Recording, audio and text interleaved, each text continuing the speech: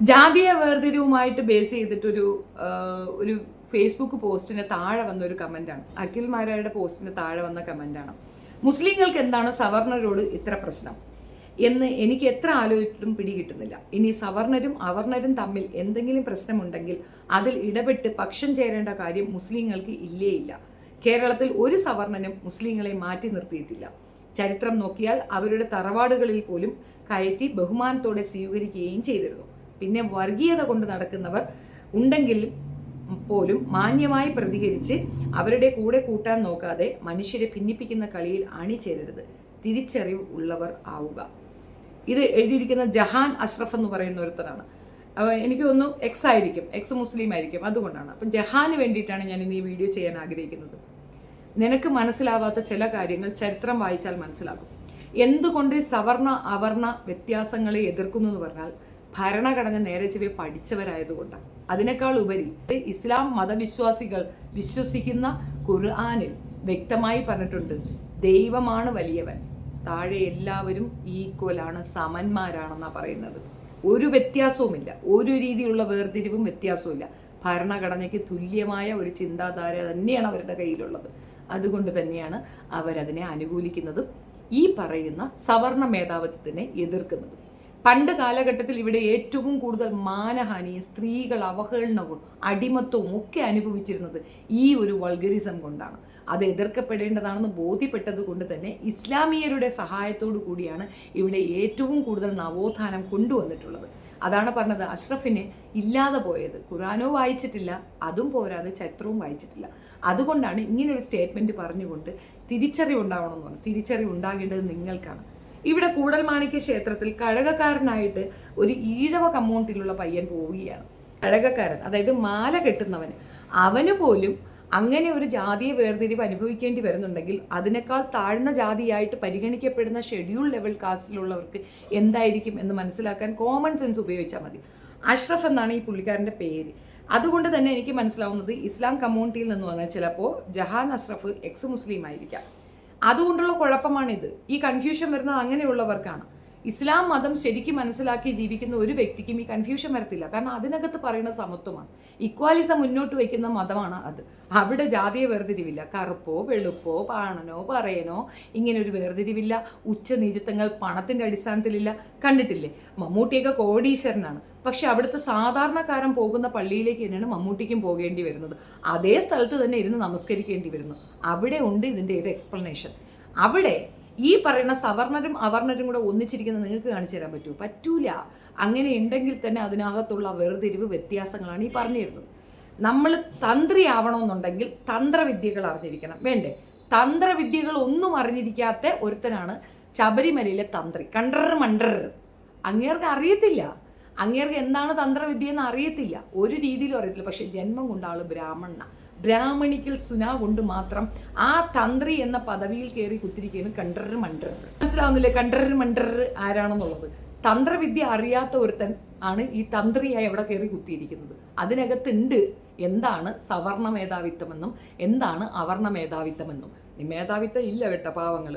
അതുപോട്ടെ, ആദിവാസി സമുദായത്തിൻ്റെ അല്ലെങ്കിൽ അവരുടെ തന്നെ അമ്പലമാണത്. അഫിഡവിറ്റ് കൊടുക്കുമ്പോൾ ഗവൺമെൻറ് അംഗീകൃതമായിട്ട് കൊടുത്ത അഫിഡവിറ്റിൽ അത് ബുദ്ധവിഹാര കേന്ദ്രം, ബുദ്ധമത വിഹാര കേന്ദ്രമെന്നും ആദിവാസികളുടെ ഇതാണെന്നുമാണ് കൊടുത്തിരിക്കുന്നത്. അവിടെ ഒരു കാരണവശാലും ഈ തന്ത്രമുന്ത്രർ അവിടെ പോയി ഇരിക്കേണ്ട കാര്യമില്ല. പക്ഷേ അവിടെ ഇരിക്കുന്നത് എന്തുകൊണ്ടാണ്? മേധാവിത്വ ബോധം കൊണ്ട് തന്നെയാണ്. കൂടൽമാണിക്യ ക്ഷേത്രത്തിൽ നടക്കുന്ന കഴകക്കാർ സംബന്ധമായിട്ടുള്ള ഈ ഒരു വസ്തുതയ്ക്കകത്തും ഈ ജാതിബോധമുണ്ട്. ഇന്നുമുണ്ട്, എവിടെയുമുണ്ട്. ജാതി കാർഡ് കൊണ്ടുവരുന്നത് നല്ലതാണോ ഇല്ലയോ എന്ന് എനിക്കറിയത്തില്ല. സവർണനെയും അവർണനെയും വേർതിരിച്ച് നിങ്ങൾ പോലും സംസാരിക്കുന്നിടത്ത് ഇവിടെ ജാതീയത ഉണ്ട് എന്നാണ് അർത്ഥം. സവർണരും അവർണരും തമ്മിൽ എന്തെങ്കിലും പ്രശ്നമുണ്ടെങ്കിൽ അതിൽ ഇടപെട്ട് പക്ഷം ചേരേണ്ട കാര്യം മുസ്ലിങ്ങൾക്ക് ഇല്ല. മനുഷ്യന് വേണ്ടത് മാനവികതയാണ്. രണ്ടാമത് വ്യക്തിത്വം. കൺമുന്നിൽ റേപ്പ് നടന്ന അത് നമ്മുടെ വിഷയമില്ല, അവനും അവളും തമ്മിലുള്ള പ്രശ്നം. അവൾ കിടക്കുവോ കിടക്കാതിരിക്കുവോ, അവൻ പിടിക്കുവോ പിടിക്കാതിരിക്കുവോ ഒക്കെ അവൻ്റെ വിഷയം എന്ന് പറഞ്ഞ് പോകുന്ന പാരമ്പര്യം ഉള്ളത് ഇങ്ങനെയുള്ള ജാതികൾക്കാണ്. ഇസ്ലാമിൽ അതല്ല. അവരിടപെടും, അവർ സംസാരിക്കും, അവനെ അട്ടിപറ്റി.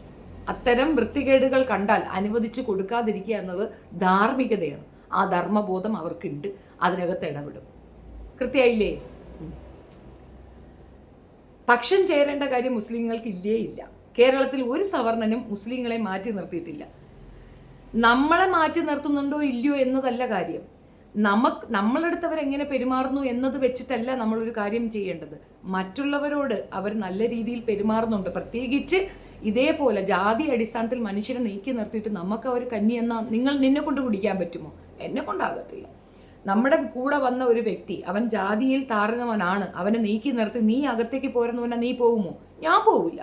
എൻ്റെ ഒപ്പം വന്ന വ്യക്തിക്ക് എനിക്ക് തരുന്ന അതേ സ്പേസ് കൊടുത്തില്ല എങ്കിൽ ആ വീടേ വേണ്ടാന്ന് വെക്കും. അവിടെയാണ് ശരിക്കും പറഞ്ഞാൽ ബോധം വരേണ്ടത്.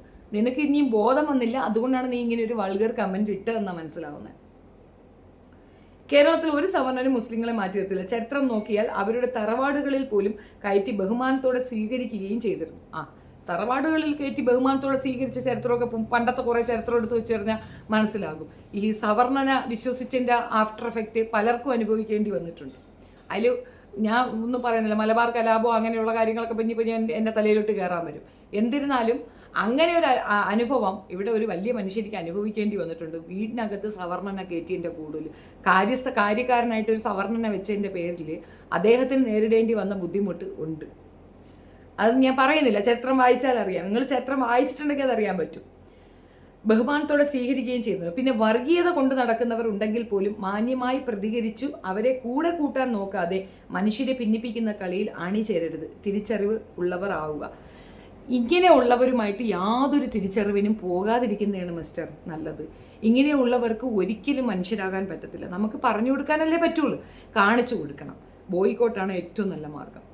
അവരെ അങ്ങ് നെഗ്ലക്ട് ചെയ്യുക, പൊയ്ക്കോന്ന് പറയുക, അവരുമായിട്ട് യാതൊരു രീതിയിൽ സഹകരണം വെക്കാതിരിക്കുക. അപ്പോൾ അവർക്ക് മനസ്സിലാകും ഞാൻ ഭയങ്കര സ്പെഷ്യാലിറ്റി ഉള്ള ഒരു ജീവിയല്ല, ഞാനും ഒരു മനുഷ്യനാണ്. തൂക്കി തലയെ വയ്ക്കുമ്പോഴാണ് അവർക്ക് തോന്നുന്നത് അവർ സവർണരും ബാക്കിയുള്ളവരെല്ലാം അവർണരെന്ന് അവർക്ക് തോന്നുന്നത് അവരെ തൂക്കി തലയെ വയ്ക്കുമ്പോഴാണ്. അവർക്ക് കൊടുക്കുന്ന മറുപടി ഇതുപോലെയായിരിക്കും, ഇഗ്നോറൻസ്. അങ്ങനെ ഒരു ഇതുണ്ട്, അങ്ങനെ ഒരു പ്രതിവിധിയുണ്ട്. അപ്പോൾ അതാണ് ഏറ്റവും നല്ല മാർഗം. എന്തായാലും എച്ചിലിന് ഇങ്ങനൊരു മറുപടി കൊടുക്കാൻ തോന്നിയത് കൊണ്ട് ഞാൻ ഈ ഒരു കമൻറ്റ് എടുത്തതാണ്. അതിനകത്ത് ഒരുപാട് കമൻറ്റ്സ് ഉള്ളതിൽ ഈ ഒരു കമൻറ്റാണ് എനിക്ക് തോന്നിയ ആ പേരും കൂടെ ടോപ്പ് ഫാൻ എന്ന് പേരും കൂടെ എഴുതി വെച്ചത് കൊണ്ടാണ് നിനക്കൊരു മറുപടി തന്നത്. 254 ലൈക്കാണ് അതിനകത്ത്. പിന്നെ മാരാരുടെ ടൈം ലൈൻ ആയതുകൊണ്ട് നിനക്ക് ലൈക്ക് കിട്ടിയില്ലെങ്കിൽ അതിശയമുള്ളൂ. താഴ്പോട്ട് മുഴുക്ക ഇസ്ലാമിക വിരുദ്ധത കൊണ്ടങ്ങ് നിറഞ്ഞിരിക്കുകയാണ്. അതൊന്നും ഞാൻ എടുക്കുന്നില്ല. പക്ഷെ ഇതിൽ നിനക്ക് സ്വല്പമെങ്കിലും ബോധമുണ്ടെങ്കിൽ നീ ഒന്ന് മനസ്സിലാക്കാനെങ്കിലും ശ്രമിക്കുക. സവർണർ അവർണർ എന്ന് പറയുന്നിടത്ത് തന്നെ ആ വ്യത്യാസമുണ്ട്. അത് പാടില്ലാത്തതാണ്. അത് ജനാധിപത്യ വിരുദ്ധമെന്ന് മാത്രമല്ല, നമ്മളുടെ ഭരണഘടനാ വിരുദ്ധമായ ഒരു സ്റ്റേറ്റ്മെൻറ്റ് കൂടെയാണ്. ഭരണഘടന എന്തെന്നറിയാത്ത ഒരു സമൂഹം, സത്യം പറഞ്ഞാൽ അങ്ങനൊരു പൗരനുണ്ടെങ്കിൽ അത് തന്നെ ഈ നാടിൻ്റെ ഏറ്റവും വലിയ അപജയമാണ്. ആദ്യം നമ്മൾ സ്കൂളുകളിൽ പഠിപ്പിക്കേണ്ടത് ഭരണഘടനയാണെന്നാണ് എനിക്ക് പറയാനുള്ളത്. ജനാധിപത്യ ബോധമില്ലാത്ത പൗരൻ, അത്രയേ ഉള്ളൂ. ജനാധിപത്യ രാജ്യത്തിരുന്നുകൊണ്ട് ഭരണഘടനാ വിരുദ്ധമായ സ്റ്റേറ്റ്മെൻറ്റ് പറയാൻ നാണമില്ലടാ നിനക്ക്. നിന്നെ തൂക്കി തലയെ വെച്ചതുകൊണ്ട് നീ ഗോവിന്ദച്ചാമിയെ വിളിച്ച് നിന്റെ ഉമ്മച്ചിയെ കെട്ടിച്ചു കൊടുക്കുമോ? ഇല്ലല്ലോ. അവൻ എന്ത് ചെയ്തു എന്നതിനെ ബേസ് ചെയ്തില്ലേ നമ്മളവരെ നീക്കി നിർത്തുന്നത്. അങ്ങനെയുള്ള വ്യക്തിത്വങ്ങളെ നീക്കി തന്നെ നിർത്തണം. മനുഷ്യനെ വർണ്ണത്തിൻ്റെ പേരിൽ ജാതിയുടെ പേരിൽ നീക്കി നിർത്തുന്നുണ്ടെങ്കിൽ അവനെ 7 അയലത്ത് കയറ്റരുത്. പട്ടിക്ക് വെള്ളം കൊടുത്താൽ അവന് വെള്ളം കൊടുക്കരുതെന്നാണ് എൻ്റെ അഭിപ്രായം. സോറി, പട്ടി അതിനോട് ഉപയോഗിച്ചാൽ ശരിയാവത്തില്ല. എന്നാലും എനിക്കിപ്പോൾ പറയാൻ തോന്നി, അതായതുകൊണ്ട് അത് പറയുന്നു. നിങ്ങളുടെ അഭിപ്രായം കമൻറ്റിൽ രേഖപ്പെടുത്തുക. വീഡിയോ ഇഷ്ടപ്പെടുകയാണെങ്കിൽ ഷെയർ ചെയ്യുക, ലൈക്ക് ചെയ്യുക, and subscribe my channel. Thank you.